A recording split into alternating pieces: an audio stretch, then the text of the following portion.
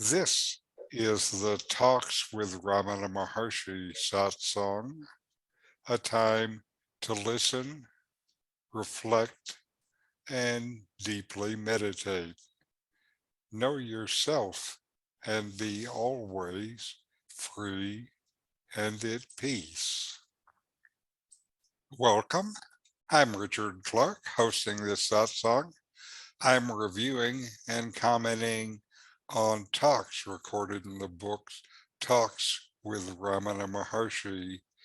This time we're going to talk about Talks 27, the Four Yogas. So let me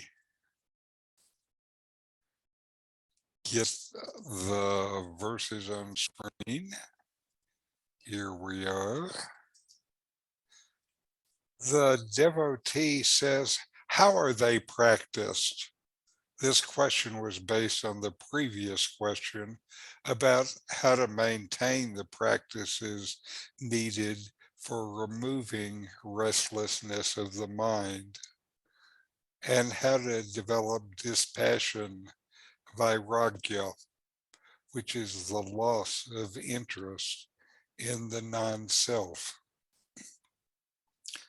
Ramana says, an examination of the ephemeral nature of external phenomena leads to vairagya.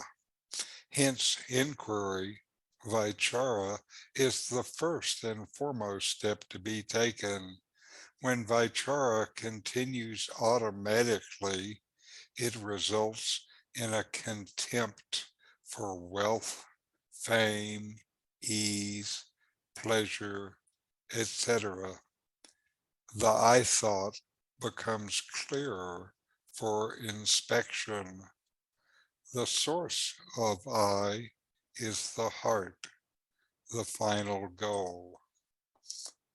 If, however, the aspirant is not temperamentally suited to Vichara Marga, the introspective analytical method, he must develop bhakti, devotion to an ideal, maybe God, guru, humanity in general, ethical laws, or even the idea of beauty.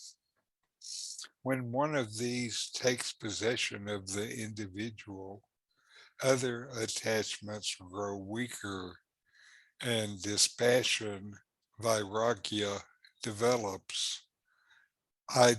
Attachment for the ideal simultaneously grows and finally holds the field.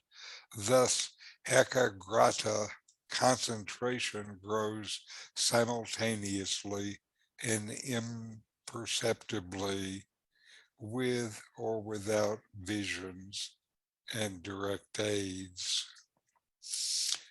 In the absence of inquiry and devotions, the natural sedative pranayama, breath regulation, may be tried.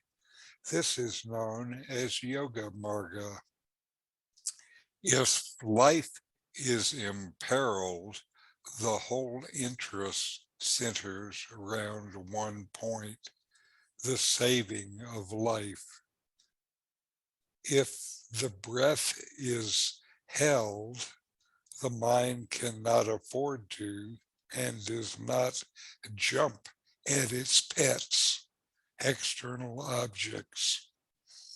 Thus, there is rest for the mind so long as the breath is held. All attention being turned on breath or its regulation, other interests are lost. Again, passions are attended with irregular breathing, whereas calm and happiness are attended with slow and regular breathing. Paroxysm of joy is in fact as painful as one of pain, and both are accompanied by ruffled breath. Real peace is happiness. Pleasures do not form happiness. The mind improves by practice and becomes finer, just as the razor's edge is sharpened by stropping. The mind is then better able to tackle internal or external problems. If an aspirant be unsuited temperamentally for the first two methods and circumstantially on account of age for the third method, he must try karma marga, doing good deeds, for example, social service. His nobler instincts become more evident and he derives impersonal pleasure. His smaller self is less assertive and has a chance of expanding his good side. The man becomes duly equipped for one of the three aforesaid paths. His intuition may also develop directly by this single method.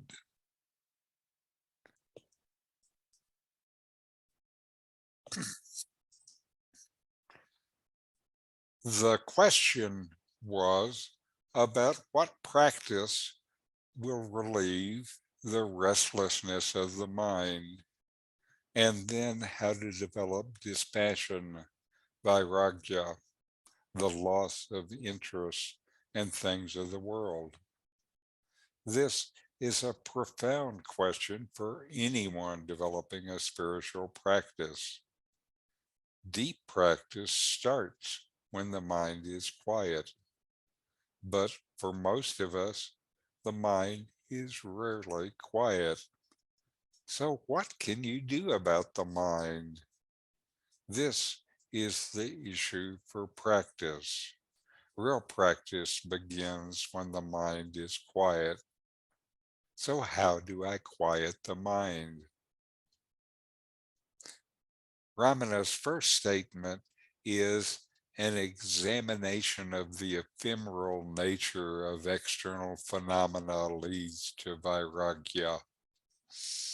He is saying a deep understanding that everything in the world is constantly changing. Nothing is permanent. It's all just temporary, brings you to become less attached to it. Thus, you have gained dispassion. This is not the case for most of us. Our minds are always active, thinking about where we are, what we're doing, who we're with, what's next, maybe that other thing we're thinking about now. Lots of thoughts, ceaseless, restless thinking. And now you want to stop all that and meditate? Ramana gets right to the source of the problem. You're thinking about the world and how to get happiness from the world, how to be happy. We all want to be happy. And to start with, we think that happiness comes from things and activities in the world. Being happy in the world is a full-time job, since any happiness from the world and things in it is fleeting. So the mind is busy with restless thought, trying to find what will bring the next burst of happiness. Stepping back from all this is dispassion, starting to look within for happiness is dispassion. Ramana tells us instead of looking in the world for fleeting happiness, to inquire, to practice Atma Vichara. This is usually translated as self-inquiry, but it's better called self-investigation. But what is this and how do I do it? Ramana says to ask, who am I? And just stay with the question. What does that mean? How we see the world depends on how we see ourselves. So this quest is deep and vital. The question is amazingly broad. I exist, and I know that I exist. But what actually exists? Is it this body? Is it this mind? Is it this idea of ourselves, this I thought? There is something existing, something conscious always. What is this? What do I consider myself to be? What identities, what roles do I identify with? What knows them all? Who is that? What is this consciousness, this being? There is something that always is, always knowing. Is this it? What is its relation to me? Within these questions are even more questions like, is there a separate world? Are there others? Or is it only this one self? Is there birth? Is there death? All these questions and more. The mind creates all these ideas. What you think makes up reality. What is actually real? Does the mind create reality? Who knows the mind anyway? How do I know what is real and what is not? We're told to discriminate, to separate the real from the unreal, the temporary from what is always. Then dismiss the temporary, the unreal, and stand as what remains. Investigating all of this, take the attitude, don't know, and be curious. Something is always there. Things of the world come and go. What does not? This is inquiry. It's not something you do for some time each day. It is an approach to life. Everywhere in my experience, I am. Notice what is always there and stand as that. Be that. You are anyway, so be what you are and know. And with all of it, the answer is not in the answer. That is, it's not a matter of thinking about it. It's a matter of feeling, of intuition, much more than a matter of mental understanding. What you understand cognitively does not open the door to this deep knowing. Rather, it is what you know as immediate experience. Right now, it is in the same way as you know that you exist. And knowing like this is also being. You know it and you are it. What else could you ever be than what you are already? This is the deep meaning of non duality.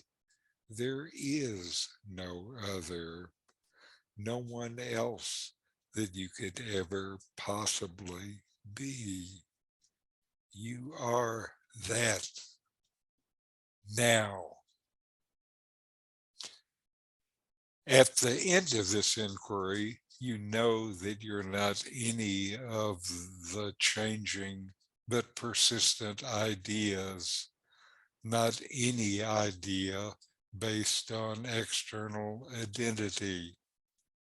Who you are is more internal, more subjective, but where subject and object are no longer any different. Knowing is being. You are one without a second, without any alternative. There is no other, nothing else.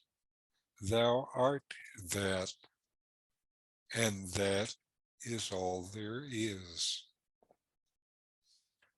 This knowledge comes from self inquiry.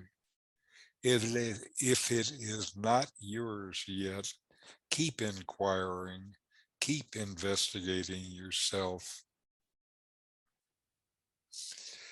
Then the Maharshi deals with a subject he rarely talked about. What if you are not ready for self inquiry? He responds, laying out the four margas, the four yogas that make up the Hindu system of spiritual practice. At other times, he's said, since you will have to inquire eventually, you might as well do it now. This is Jnana Marga. This time, he talks about the other three paths and what to do if you're not ready for inquiry. The four yogas are karma, bhakti, raja, and jnana. They are focused progressively deeper, more internal. The first is body, based on actions, on selfless service. Then emotions with love and surrender to a higher power. Then mental discipline with Raja Yoga and Buddhist practices and meditation. Then direct self-knowledge as taught by Ramana and his predecessors. These are the four Hindu paths to liberation. Ramana focuses on Atma Vichara, self-inquiry. His whole teaching is in the Jnana Marga context. This was his own direct experience. But here, Maharshi talks about the other paths. He says, if you're not ready for Jnana Marga, try then in order Bhakti, Raja, or Karma Yoga. He starts with Bhakti. He always said that Bhakti was a valid way to liberation. If you can completely relinquish the sense of mine to a higher power, this gets rid of the I, just like with inquiry. With bhakti, you surrender the I to a higher power. With inquiry, you discover the I was never real to start with. It never actually existed. If bhakti does not suit you, then try one of the various forms of mental discipline. In Hindu, these are elements of Raja Yoga, which is the root of yoga in the US. Raja Yoga is also the root of Buddhism, where its practices are very highly developed. These practices calm your mind and help you learn self-control and discipline. The discipline increases your ability to stay focused in meditation. The calmness helps quiet the mind. Deepest meditation starts with this quiet mind. If you can't do this, then try selfless service, karma yoga. This settles your mind as you start to pay attention to something besides your own immediate desires. Your mind cannot do two things at once. So when you pay attention to one area, attention to the other subsides. When you pay more attention to the needs of others, you pay less attention to what you thought were your own needs. This is the beginning of developing dispassion. This dispassion is really where spirituality starts, with looking past what you thought of as yourself. It matters little how you go about doing this looking past yourself into yourself, but this is the key that unlocks your own truth. And the instant you see yourself differently, the whole world changes too. You see it in a different way too. And now we will listen to my teacher Nomi with the discourse, Always Real.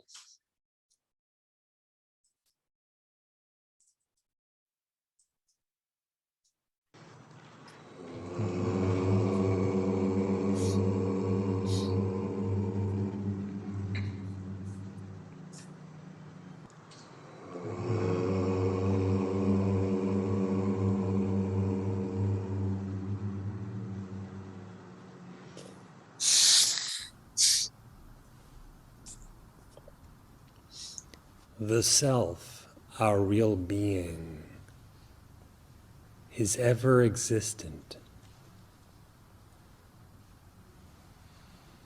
It is of the nature of undifferentiated being, consciousness, bliss.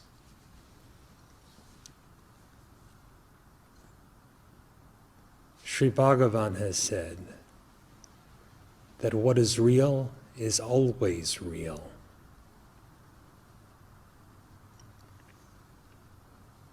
So to know what you truly are, seek that within yourself which is ever existent.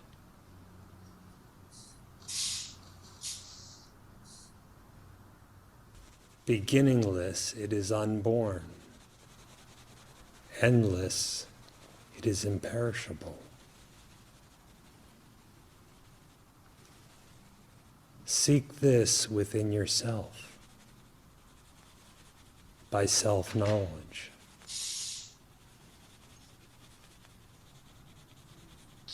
What is real must always be real.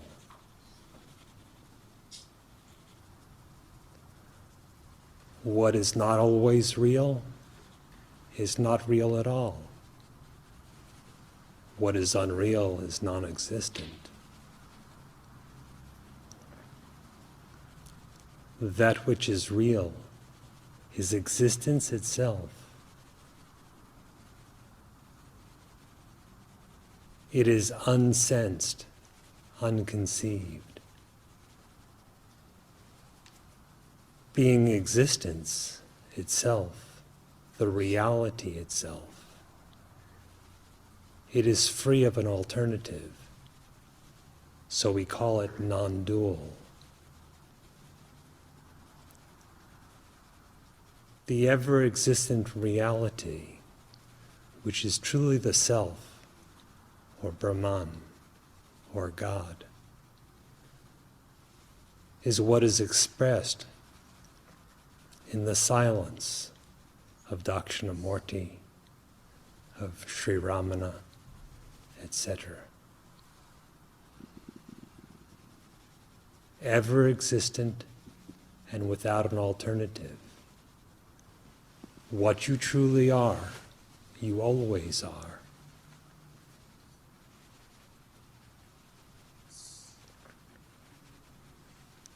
If you cease to misidentify with the body, that is, cease regarding the body as yourself, what is being indicated now will be self-evident.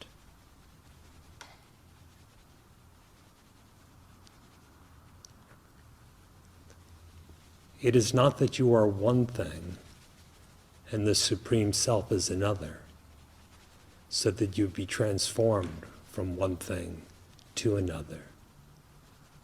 What is real is always real.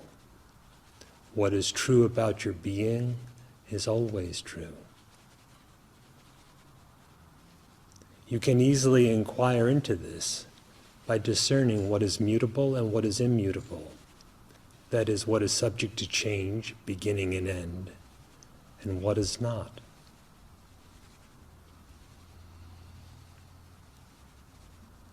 A body appears, a body disappears. This happens every day in the change of states of waking and sleeping. And it also happens in terms of birth and death. Something does not change. Discern the distinction between the changeful and the changeless. In the changeless lies perfect peace, the perfect fullness. The changeless is the reality, for the real must always be real.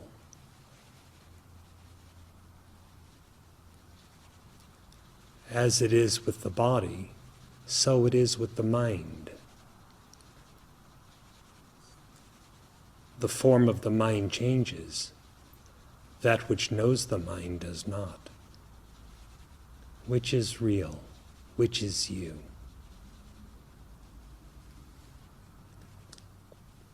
If you are not the body, none of the states, conditions, characteristics, or activities of the body truly pertain to you.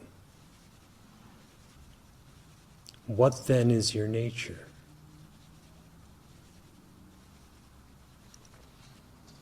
If you remain as the unknown knower of all that is known as the Upanishad states, so that none of the mind, not one thought, not even a collection of thoughts, pertains truly to you. If you are unthinkable, what are you?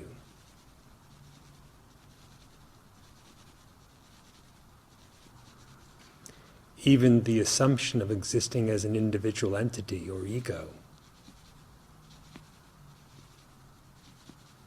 is not always, is not real. What is real must always be real. What is unreal does not exist.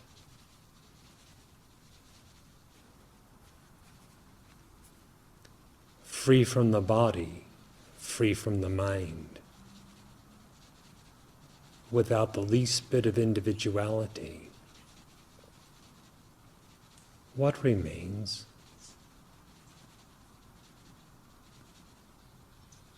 What remains is what has been you always, without birth, without death.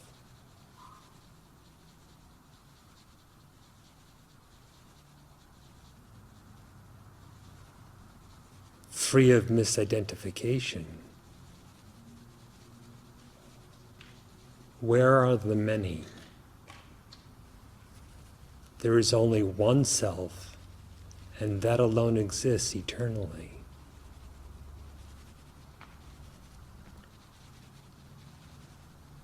This is the significance of the Mahavakya, or great aphorism, I am Atma Brahma. The self is Brahman.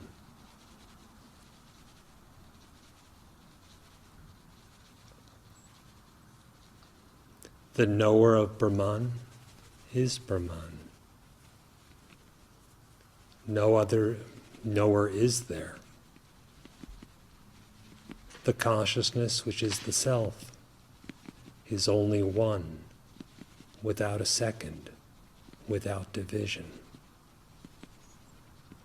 That consciousness is your real being. The absolute Brahman is your real being. And you don't have another kind of being. All spiritual practice is for the purpose of abandoning the idea that there's something else besides the reality, something else besides God, something else to you besides your real self.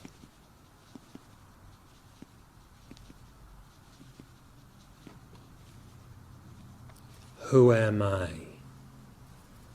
Ask the question of yourself. What is the nature of the inquirer?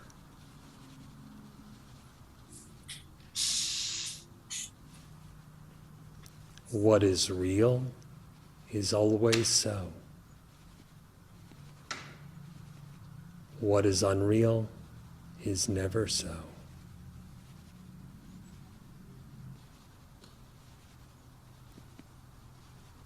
The cause of bondage or any kind of suffering is actually never so.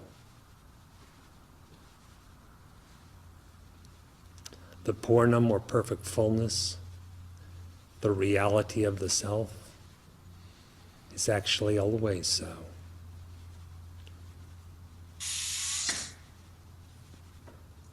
Who can know this? Only the real one that is always so. The unreal cannot know or not know anything.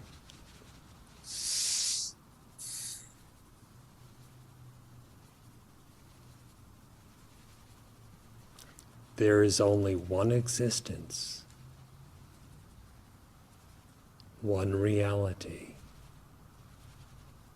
It is forever undivided and undifferentiated. It is never modified, but always is just as it is. Know yourself as that. To know yourself, deeply inquire, who am I?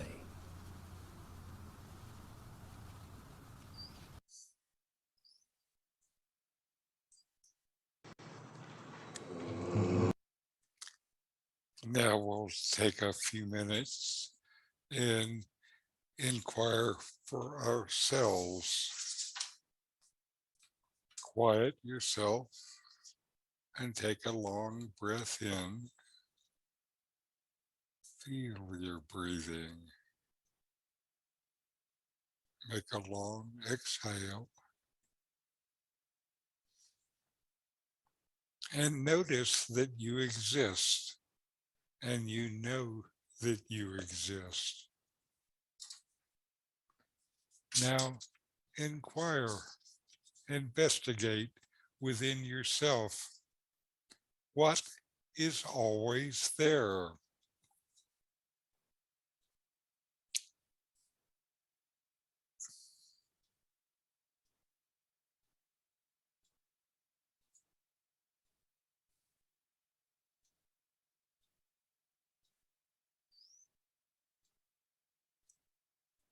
What comes and goes.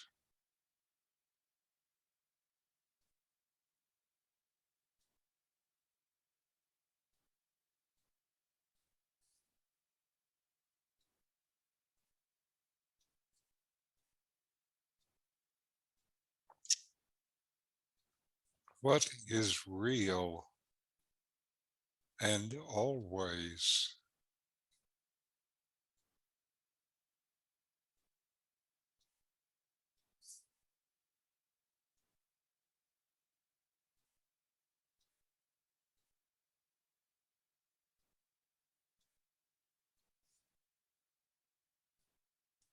What is temporary?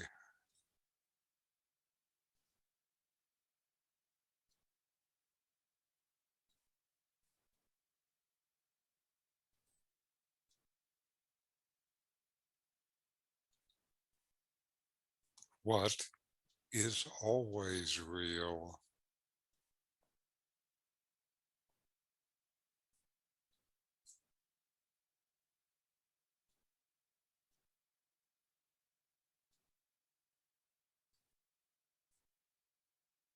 Who am I?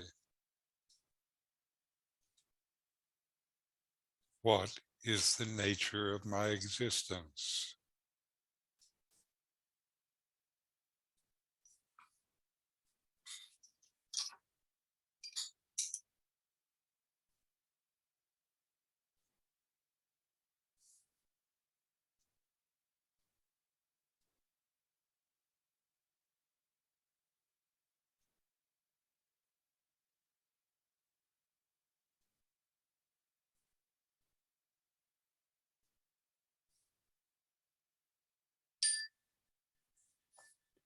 All right, let's close with a short chant. Om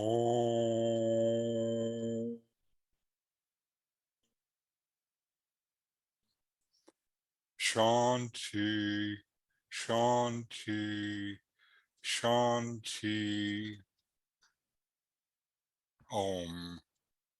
Peace, peace, peace.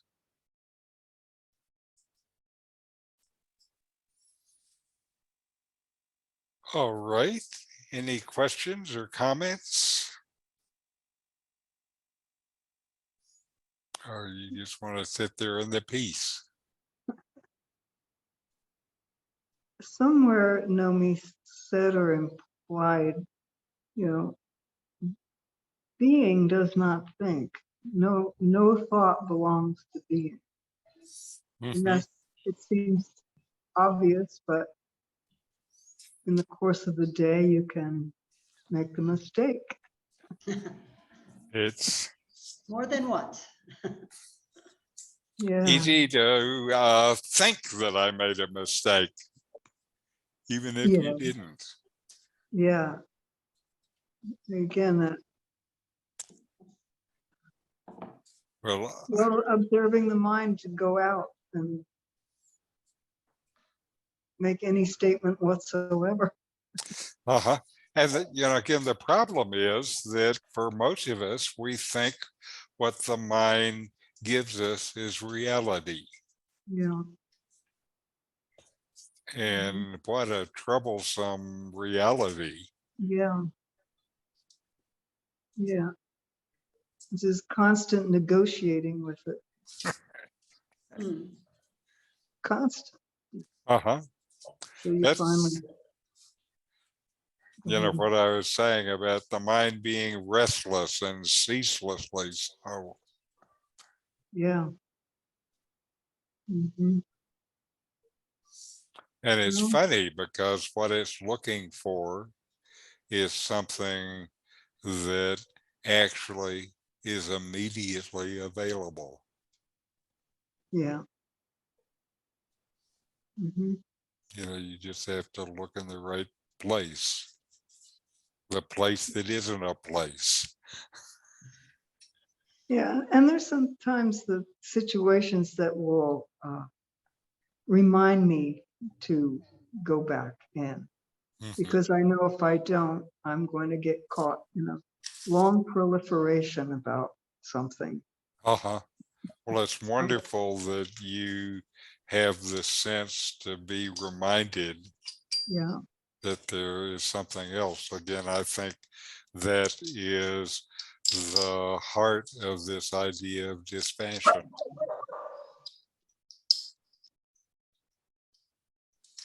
So anyway, good to see you, and we'll see you next time. Namaste. Namaste.